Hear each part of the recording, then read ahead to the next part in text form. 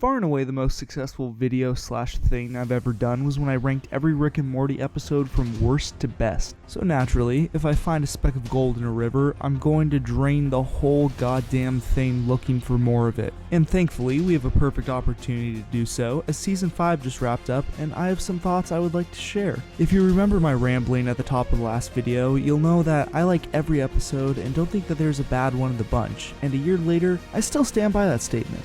Or, at least I did. But we'll get into that. Be sure to stick around till the end of the video to see where I would rank these episodes out of the whole series. And yeah, let's do this. Ranking every episode of Rick and Morty Season 5 from worst to best. What's this thing in the middle of the room with the hole in the end? That's a breeding mount. The nurses use it to collect reproductive material.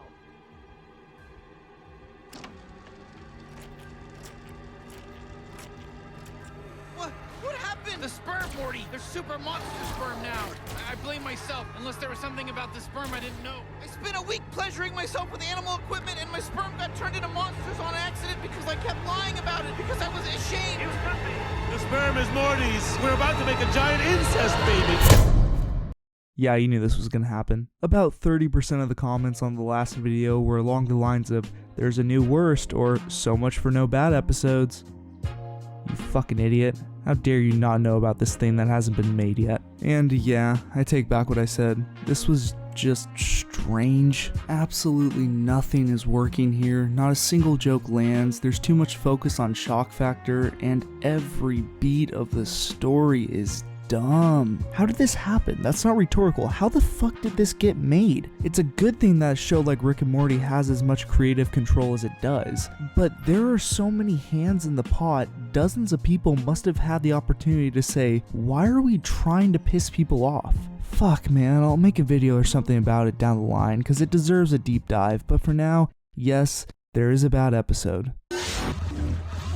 This next stretch really suffered from being in the shadow of the sperm episode. After that train wreck, I get the sense that the fan base got antsy and were ready to write off a string of mediocre episodes as awful, and that's crystal clear with this one. The Voltron episode really isn't horrible, but it has some serious structural issues. Pacing as a whole was a major problem this season. Just about every episode felt overstuffed to some extent, which forced the plot to move way too fast to fit it all in. And I'd say this is the clearest example of that. It gets too chaotic to follow when so much stuff happens and none of it has any time to sit. We get Family Guy levels of throwing in random shit and running with it. It's like, hey, how about a Voltron parody? Yeah, sure. What about a Goodfellas reference? Screw it, put it in.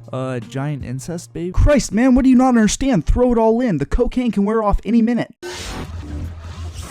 About a third of the way through Morty Graffiti, something hit me. I'm talking about a type of realization. The type that rips the rug out from underneath you, throws into question everything you've ever known, including your place as a human being.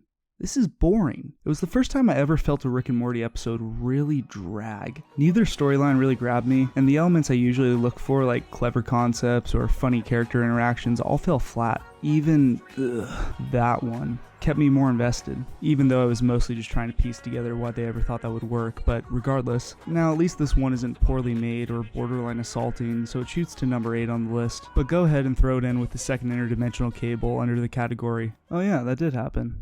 I forgot about that one. Now, I wouldn't be surprised if the writing process starts with 2 jars, one labeled stereotypical sitcom plots, and the other nondescript wacky sci-fi, and then staffers randomly pick one from each and mix them together. I mean, how else do you end up combining Character Gets First Girlfriend and Captain Planet? Now, I actually really like the concept, and even more with the direction they took with it. Particularly the way that Morty's relationship falls apart is really well done, as is the dynamic with Beth, which pays off in the kind of sweet family moment that we haven't seen in a while. Ultimately though, nothing next level, but hey, you can win a game without hitting home runs. Although the B plot is pretty whatever. Alright, ready for a hot take? The turkey episode kinda slaps. The writers absolutely commit to the insane premise every step of the way and just amp it up more and more as it goes on. That initial massive leap in logic of Rick having to turn himself into a turkey to get a presidential pardon is one of my favorite little moments from the season. Plus, I sleep well at night whenever Keith David gets work. I promise this is the last time I'll bring it up, but I think this is overall a better version of the sperm episode. In both cases, the plot rests on an extremely stupid idea, but but they have fun with it here, as opposed to just seeing how much they can get away with. Also, a Thanksgiving episode in July. That's the kind of risk-taking I want in my television.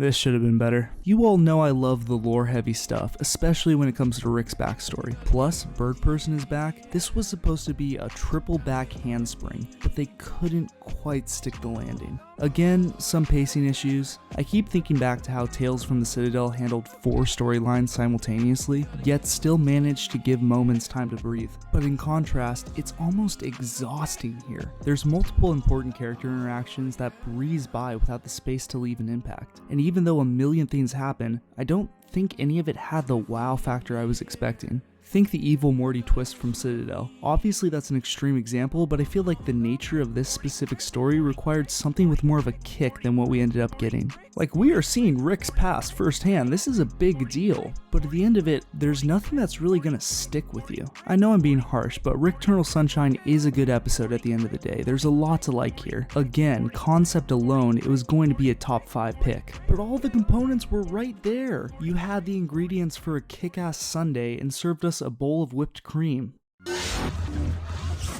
The Deathly Hallows Part 1 of Season 5, as in a fun enough ride on its own, but ultimately here to set the stage for something much better. Now, when I was originally writing this video, I had a line in there about how we didn't seem to get all that much focus on Rick and Morty, and by that I mean the pairing of them together. The whole season, they were either being separated into different storylines, or together but having their interactions upstaged by other characters. And despite still falling into the former, their relationship is at the core of this episode. We get so much insight into the dynamic without the two being anywhere near each other for most of the runtime. Look at what we learn when they try to fill the hole left by the other. Rick claims that he wants a simple-minded and obedient sidekick, but actually needs some form of moral compass to keep him human. Meanwhile, Morty claims he needs to be free, but rushes to latch onto the first strong personality he meets. Their toxic relationship is brought front and center, and it's a topic that just couldn't fit into a single episode. Oh, and look, Morty has a literal hole in his hand left by Rick.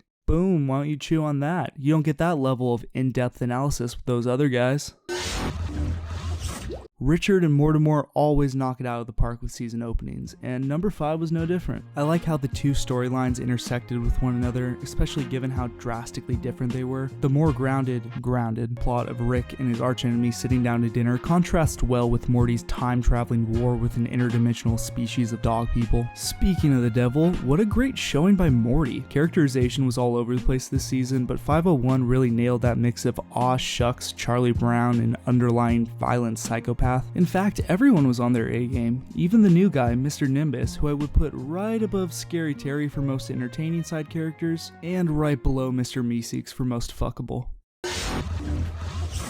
Mortyplicity is probably the only time this season's frantic pacing actually works to an episode's benefit. Structurally, this is a ballsy move, with no real story arc or main characters just jumping from plot twist to plot twist for 20 minutes. This should by all means be a catastrophe, but instead it's a straight up roller coaster that embraces the chaotic energy that defined Season 5. Hear me out here, this is kind of like a mix of Morty's Mind Blowers and Total Recall. On one hand, you have an anthology of largely independent segments, and on the other you have a constantly expanding conflict filled with creative, wacky characters. So big shocker, you mix together great episodes and you get a great episode.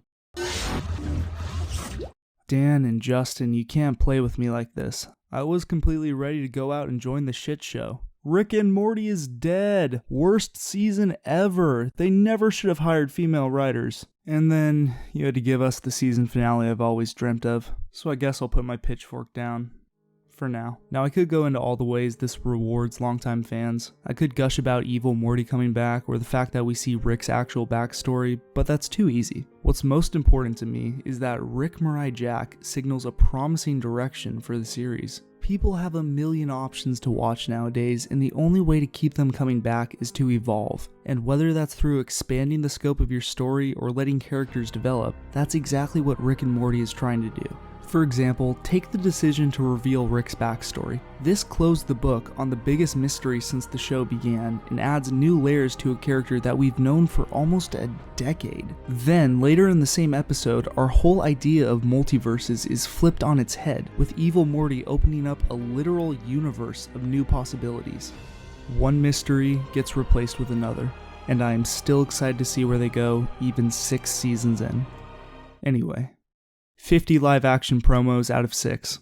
Alright guys, so what you're seeing on the screen right now is what my current series ranking would look like. Let me know what your favorite episodes were, and also hit me with your Rick and Morty hot takes. I'm thinking of throwing them into some video here down the line. As always, thank you for watching and being patient. Thank you even more so for putting up with my voice. Greatly appreciate all of it. Subscribe for some more stuff coming up. Some Rick and Morty here, some other stuff over there. Who knows, I might even change to a TikTok compilation channel, but you should stick around to find out.